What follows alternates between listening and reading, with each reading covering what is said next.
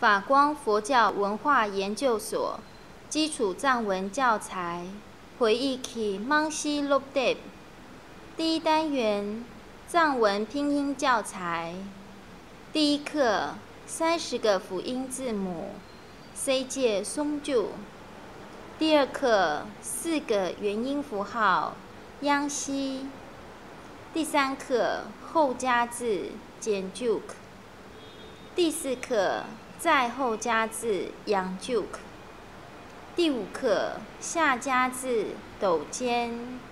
第六课上加字狗尖第七课前加字温就第八课音节结构切波第9课辨认机字闽西第10课查阅字典亲罪第11课传统拼读法九六第12课连读变音扎当 Q 当第13课藏文的字体与文体以速中当第14课藏文的标点符号打大切谢